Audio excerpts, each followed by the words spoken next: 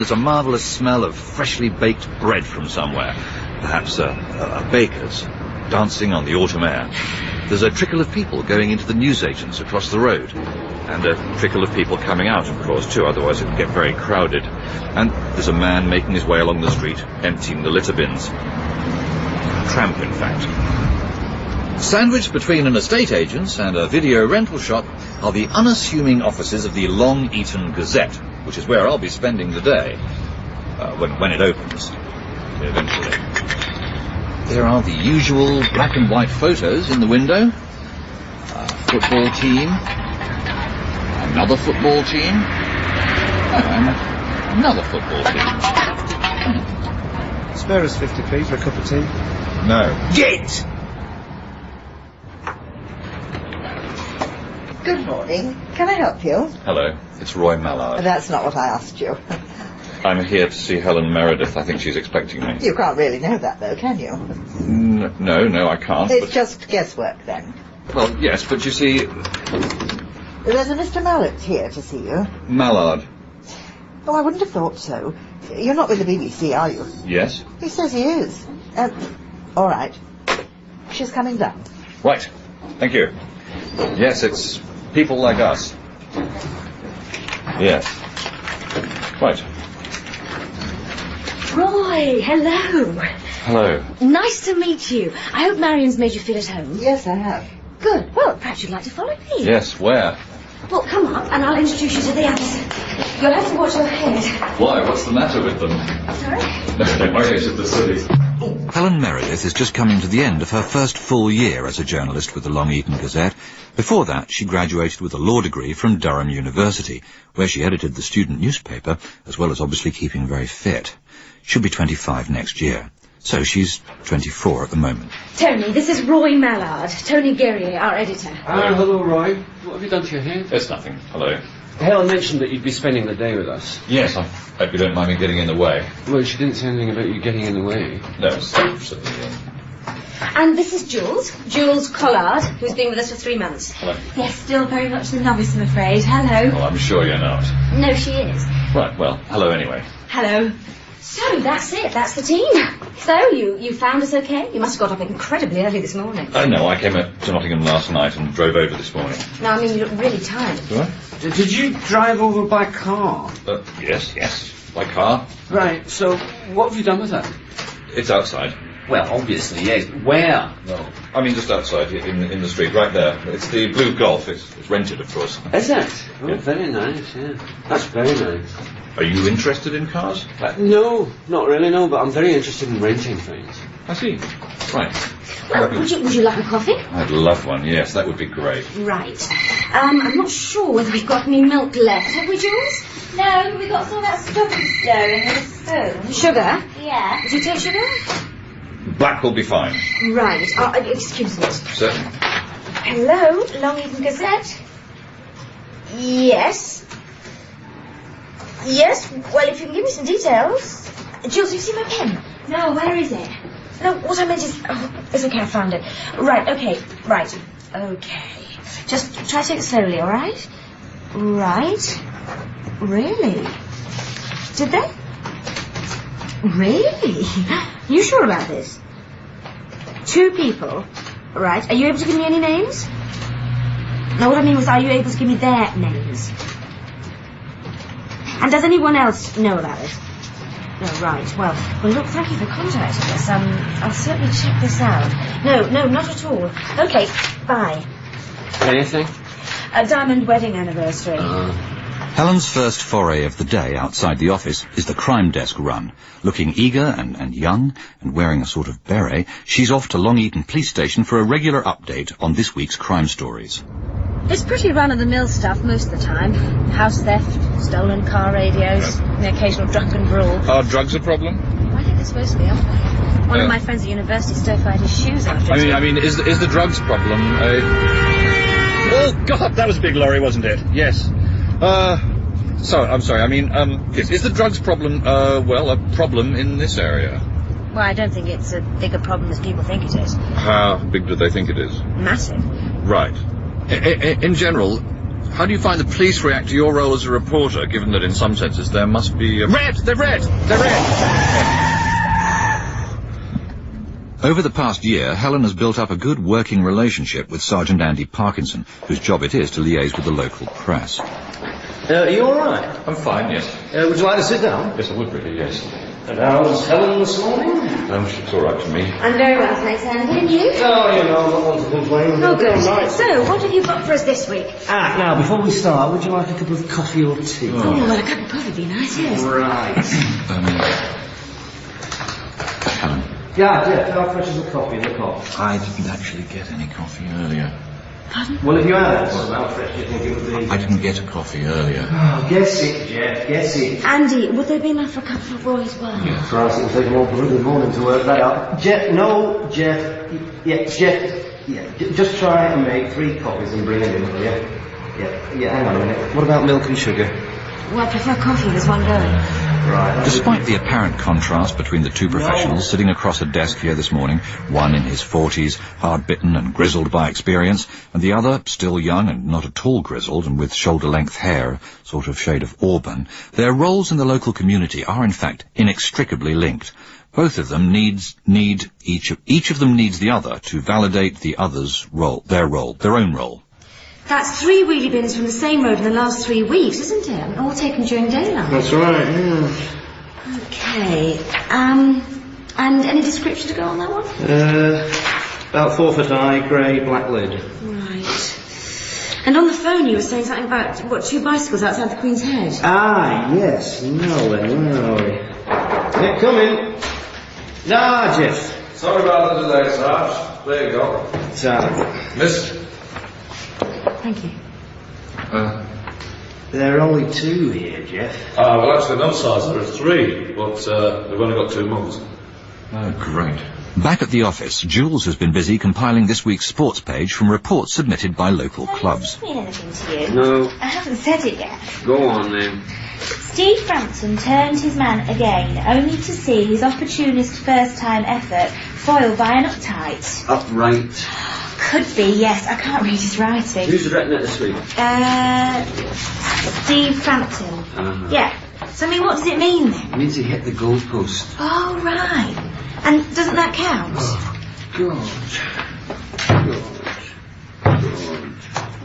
Does it hurt when you do that? Not compared to working here. Long Eaton Gazette. There's a single calendar on the wall and a threadbare carpet on the floor. I suppose that's where you'd expect them to be, really. But the point is that the room is sparsely furnished. Just 3 people sitting at 3 desks facing each other. And it's from these constituents that the Long Eaton Gazette has emerged every Friday morning for the last 90 years. It's not the same desks, of course. Well, the same people, obviously. Actually, it might be the same desks. Oh, it's this piece about the visiting party of polystyrene engineers. I really need to know their nationality. Tony, do you know where Provietski is? Sorry, Helen, I'm on the phone. No, you're not. I'm busy, though. I think I flew over Provietsk once. Oh, where were you flying to? Gatwick. Oh, well, that's not much use then. Oh. Shame. Damn. Phone up the geography department at the university. Someone there will know. Hey, yeah, that's not a bad idea. You'll need their number, won't you? Yeah, have you got it there? No, I'm just saying. You'll need their number, won't you? Yes, I will. This morning, Tony is a man under pressure. With only about 6 hours left until the paper is put to bed, there's still no clear candidate for the front page story. For inspiration, he's turned to the pile of photographs on the desk in front of him. Oh, God, this is hopeless. What's that? The Ramblers Association sponsored slimming thing. I mean, look, they're supposed to be before and after, but he hasn't labelled them, and I can't tell which is which. Can you? Christ, I hate this. I hate this. Have a look. Well, this is the after one, isn't it? Well, why did you say that? Well, because he's got his thumbs up and he's grinning. Look. Yeah, but he's a hell of a size, though. Look at him. Let's have a look. This is Mark Pilkington again, isn't it? Surely he's a lot thinner in this one. I think that's just because he's wearing light trousers. Really? I thought he was wearing swimming trunks, isn't he? Surely. He's not, is he? Tony, these aren't the slimming pictures. This is the chairman of the Rotaract sponsored beard shave. Right. Why would you wear swimming trunks for a sponsored beard shave? I don't know, I've never had a beard. Lunch for Helen can often mean a sandwich and some fruit snatched on the way from one assignment to another, or eaten in the office whilst working on a story. Not that she needs worry about her figure, which is just about right. But when you look at her close up, you realise how small she is. I don't mean dwarfy, just small, you know, compared to me, for instance, and how defenceless she would be if she were suddenly attacked by a sort of crazy person or something. But anyway, today is one of those rare occasions when she has allowed herself to be persuaded of the virtues of a bar snack and half a shandy in the nearby Wheatsheaf. I was keen to find some time to talk to her more generally about her job, and I was fortunate enough to be outside the Wheatsheaf as she came out. Okay then. Well, I'll see if I can get some tickets and I'll be in touch. Oh, good. I'll pencil that in then. Right, well, see you then. Okay, bye. Oh, hello. Oh, hi! You're wet. Yeah, it's okay, it's stopped now. We're meeting back at the office at 2, aren't we? Yeah, but Right, well, I've just got to get some stuff at the supermarket. Well, so you're seeing a lot of each other? He goes to aerobics on Thursday nights, and turns out his office is just across the street. Right, I see. So, so what attracted you to journalism in the first place? Well, it isn't something I planned. My parents wanted me to go to do law at university. That's what you did do, isn't it? Yes, I'm just saying that's what they wanted me to do. Right. Are you okay, Pushing now? Yes, I'm fine. Sorry. Mine right. If things go well for you, how do you see your career mapping out from this point? Well, I'm not really sure that careers do map out. Really? How do you mean? Well, I mean, I'm not convinced that lives have a kind of clear overall structure to them at all. Well, not necessarily a neat, symmetrical structure, no. I'm just talking about some kind of emerging pattern. Why should there be a pattern? Well, I mean, all right, not necessarily a pattern, but I simply mean that our lives, obviously, must have some kind of shape, obviously. Why must they? Sorry, pal, can I just get to Sammy Skims? Sorry. I suppose in an ideal world, I'd serve an apprenticeship as a reporter and then hope gradually to specialise in a particular area so that I'd be able to write more and more about the things that I'm really interested in. So you'd eventually become a something or other correspondent? Well, I think I'd probably have to be more specific than that. Yes, but, those look like they're going a bit soft. Yes. These are much more firm, look. Right, okay. So what area is it that interests you, given the chance to specialise? Well, I'm very interested in the politics of healthcare provision. Right, yes. Oh, have you ever tried these? They're for dogs, aren't they? Are they? Oh. At the office, where we arrived just too late for coffee, this week's edition of the Long Eaton Gazette has begun to take shape. With just over 3 hours to go now, a possible front-page story has finally emerged, with news of the latest in a series of guinea pig thefts from local primary schools. And Tony is formatting the paper on a specially adapted computer, as his 2 young journalists complete their stories on their own computers. There's an atmosphere of quiet concentration and industry, of hands suspended over keyboards, eyes staring fixedly at computer screens, auburn hair, actually perhaps more fair than that, more sort of a shade of chestnut, sort of tumbling forwards unrestrained, only to be tossed back again, and she had this way of kind of tucking it behind one ear. And minds poised over the selection of exactly the right writing stuff. You know, words. What's an off-the-ball incident, Tony? Look, no label again, nothing. It's some completely unrecognisable object. Hold it up. I'm not even sure which way up it's supposed to be. It's the mayor's wife. Well, what's this enormous great thing in the foreground? The mayor. Oh. So, what have we got left? Helen, did you finish the local traders up in arms piece last night? I gave it to you this morning. I thought that was the pensioners up in arms piece. It was. They're up in arms about each other this week. Oh, right. Hello, longest thing to say. Oh, yes. Right. Thanks for getting back to me. Yeah, that's right. Well, all we know is that it's in Eastern Europe and there's a polystyrene factory there. No, it makes polystyrene. I don't... Helen's second appointment of the day is at the house of Stan and Ivy Rushton, about whose impending diamond wedding anniversary she'd been tipped off about earlier at the office. There never used to be a roundabout there. Really? So, I mean, is there a standard strategy that you've been taught for interviewing people? Oh, well, of course, there are the 6 basic principles of journalism. And there was I thinking that journalism didn't have any principles at all. No, it's got 6. Right. Yeah. That's really silly. Yes. So, I mean, Oh, gosh, that's confusing, isn't it? I suppose he thought for a moment that you were going to give way. So, I mean, yes, so what are the 6 principles? The 6 W's. Oh. Who, where, why, what, when, and how. 6 W's? Yes. Right, I see. It's just that actually that's not 6 W's, is it? Pardon?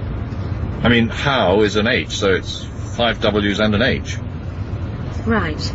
I suppose it's just that it sounds like a W. And that's why they call it the 6 W's. Yes. Although actually it doesn't sound like a W, does it? I mean, it sounds like an H. How? Oh. Yes. In fact, who sounds like an H as well? Yes. So it's really 4 W's and 2 H's. Would you mind letting go of the handbrake? Oh, I'm sorry. Hi, Helen. Hi, Mark. This is Roy Mallard, who's with me for the day. Hi, Roy.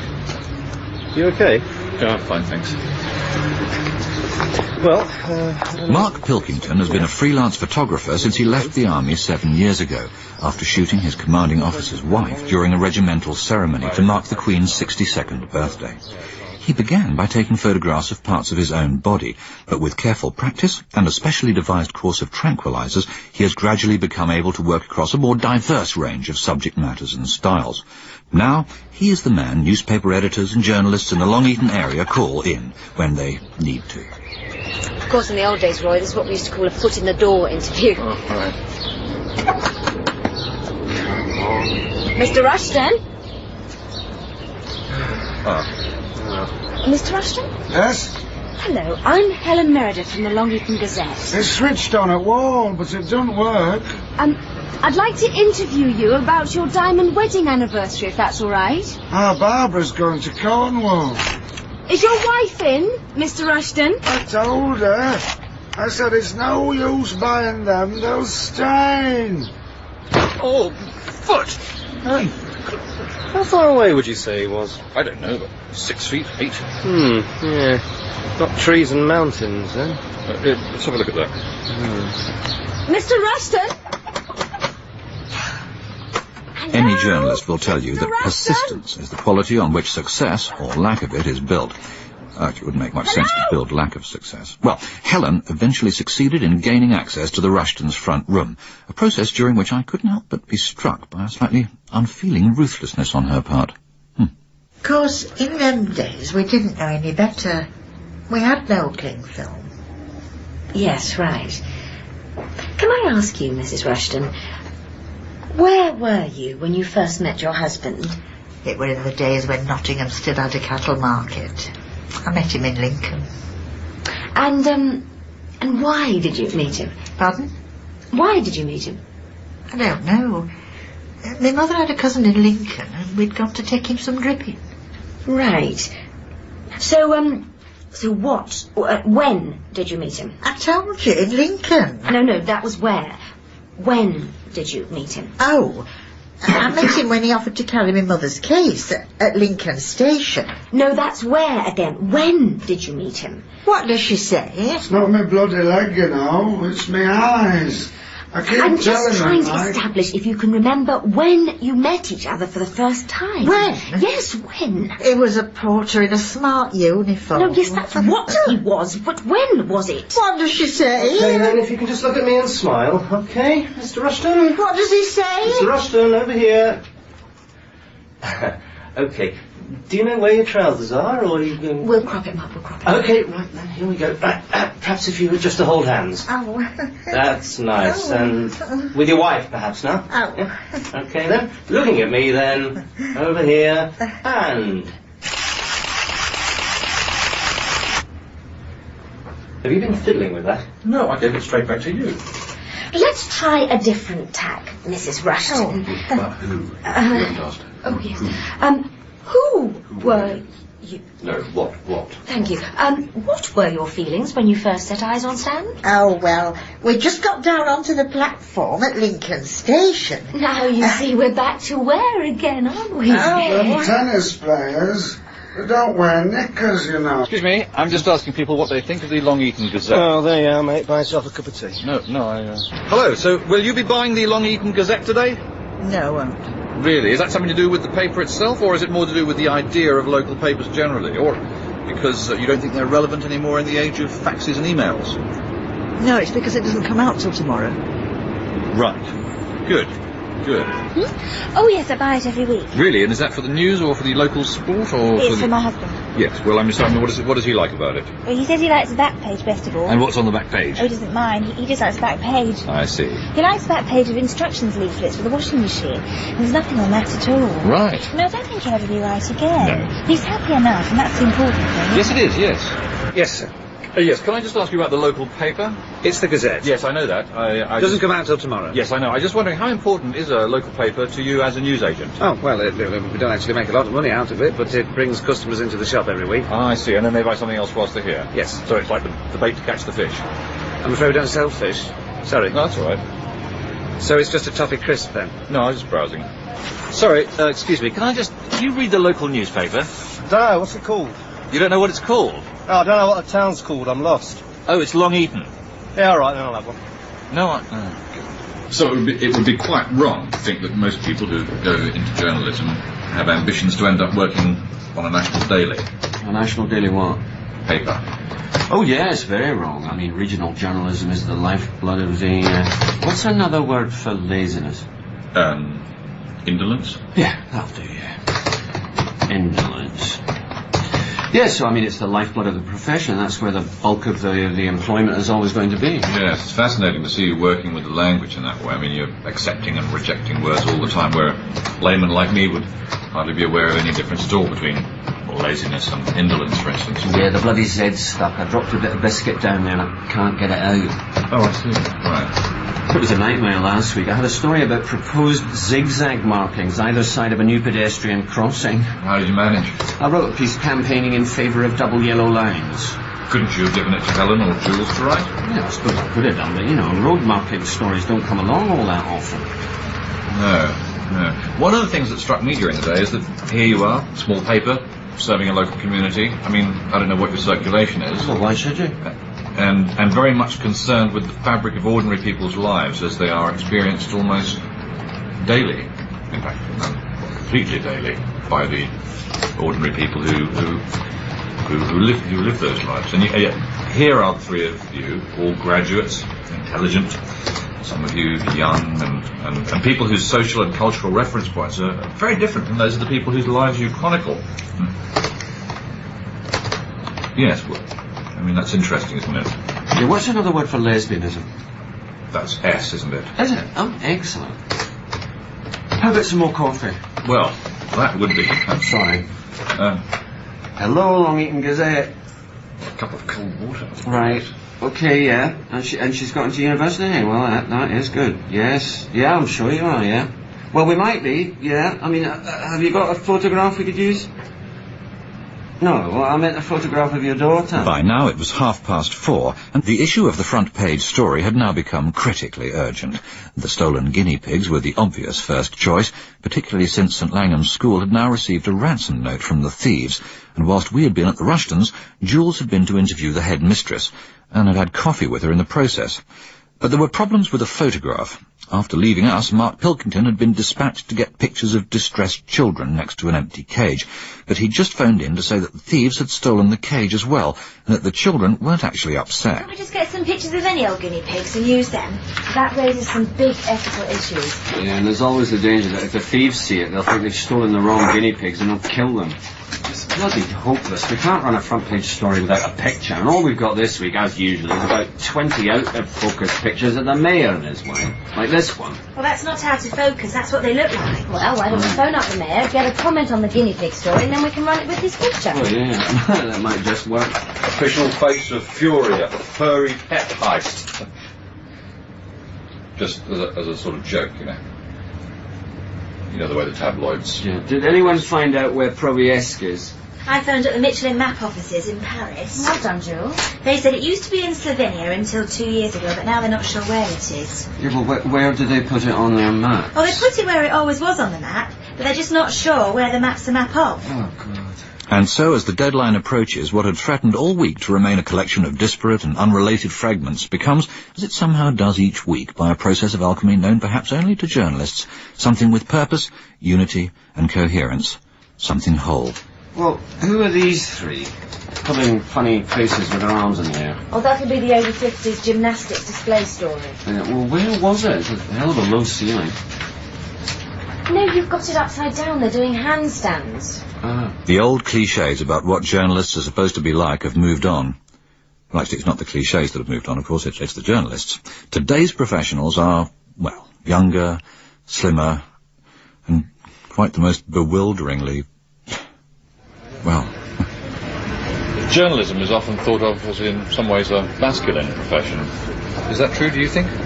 I think that's less so now than it used to be. I mean, it's certainly not true in our office. It certainly is not. I mean, well, you know... But I think it's part of a much wider issue, isn't it? Yeah. I mean, you know, name a profession that isn't thought of as a masculine profession. Well, actually, I once had a girlfriend Really? Yes, who was a dentist. Still, I doubt whether that's all that relevant statistically. No, probably not. She had lots of other boyfriends.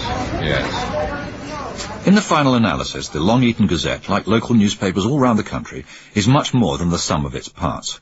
It's a vital mechanism by means of which a community talks to itself, defines what it is, and survives at a moment in our culture when the notion of community is under attack from all sides. Well, that's the sort of thing I tell myself on good days, yes. And on bad days? No, just on good days. I meant, what do you tell yourself on bad days? On bad days I tell myself that I'm 55, I'm still a virgin, and that I've largely wasted my life. Really? Still? But, sure, if any consolation, I mean, you don't look 55, you're very attractive. I'm not, I'm 46 and I've just remarried, but it's the sort of thing you tell yourself on bad days. Right, I see. What about you? Are you married? I am, yes. Christ. Why?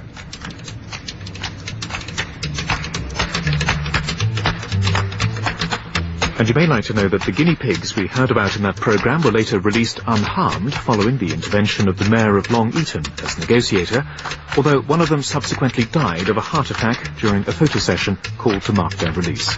Probojecki is in what used to be known as the former Yugoslavia. Roy Mallard would like to give a special thank you to Chris Langham and also to Amanda Root, Bill Nye, Linda Polan, Kim Wall, Elliot Nichols and Stephen Critchlow. The programme was written by John Morton and produced by Paul Schlesinger.